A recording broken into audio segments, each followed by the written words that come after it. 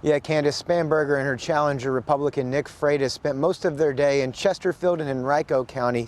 That is where most of the voting population in the 7th District does live. We're told nearly 300,000 people in the 7th District already voted early in this election, so those candidates are not taking any voters that come on Election Day for granted. Congresswoman Spanberger says she's worked on the issues that she promised she would when elected back in 2018, prescription drug costs, health care access, and broadband internet in rural areas.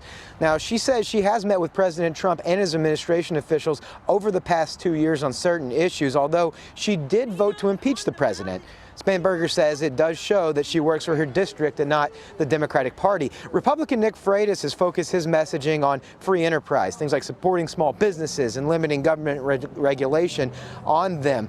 Freitas is a backer of President Trump. It remains to be seen what the president's role will be in the 7th District race. And with only an hour before the polls close, hear what both candidates have to say about this race and what it really boils down to.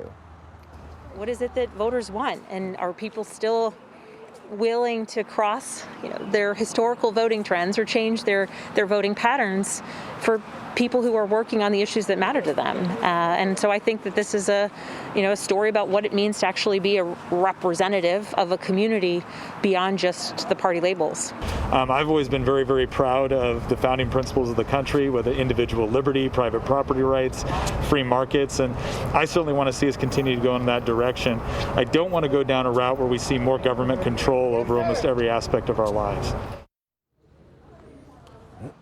Voter turnout is expected to be very high, according to both campaigns. We know that at this precinct alone here in Chesterfield County, 54% of registered voters cast ballots before today. So we've seen a steady stream of voters coming in, but no crush of voters here on Election Day at this one precinct.